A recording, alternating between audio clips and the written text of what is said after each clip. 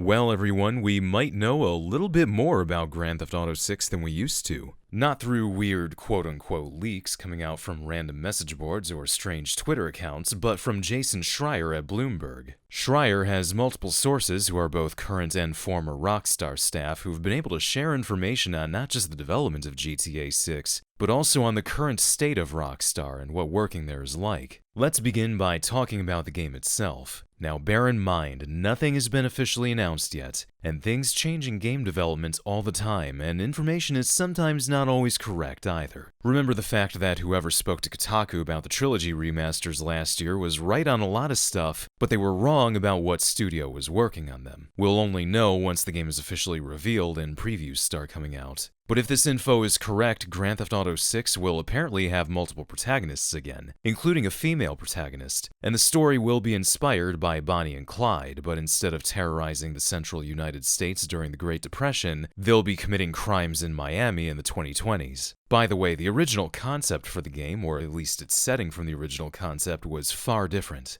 Do you remember hearing about Project Americas?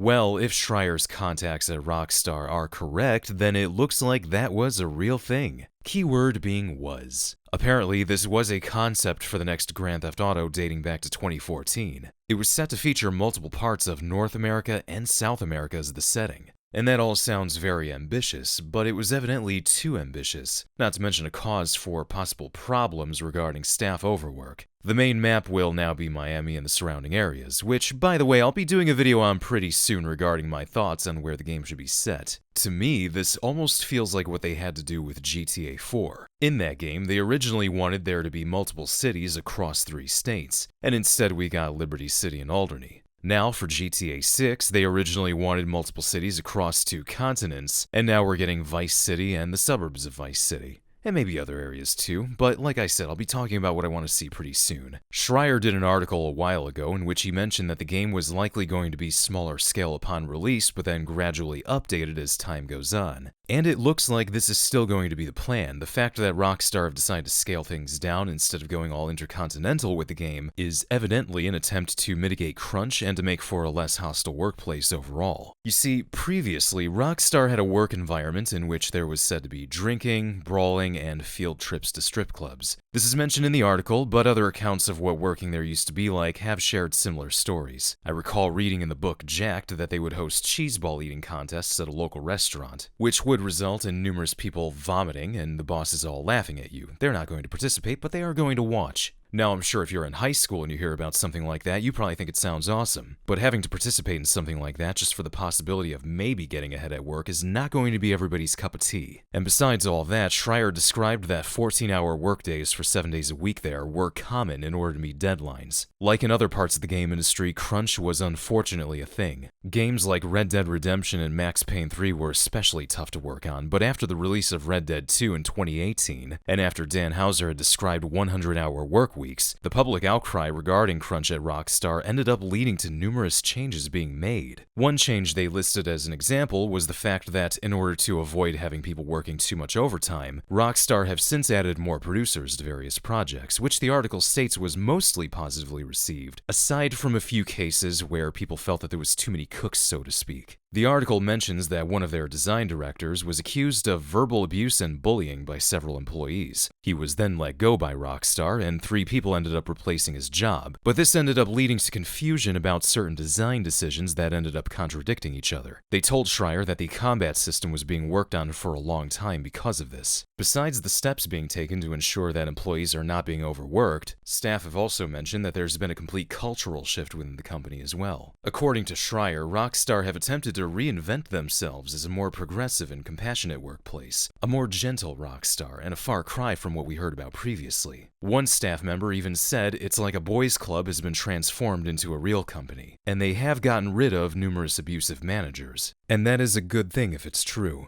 Decisions are also being made to avoid doing anything with the game that might seem like it's in bad taste, which I know is already causing a lot of controversy on social media. This actually reminds me of something that Dan Houser said when he was being interviewed by GQ a few years ago. Back then, he said that given the political situation in the United States, it was unclear what they would even do with it if GTA 6 was releasing back then, and also how upset people would get with whatever they did. He also added that some things have just been beyond satire. I know everybody's gonna have a different opinion on this, but I do wonder how much involvement Dan had with the story of GTA 6 now. It's going to be another one of those things where you're just gonna have to wait and see. Overall, while the morale is said to be generally higher at Rockstar than it used to be, a group of former employees told Schreier that they still quit because they were frustrated by what they called a lack of progress. Development of the game is taking much longer than they thought it would. But on a more positive note, other staff have said that there's no feeling of needing to rush the game out the door. The article ends with the fact that the success of Grand Theft Auto Online is a big reason as to why they're not in a hurry. It has made them so much money that they literally don't need to worry about getting the next game out anytime soon.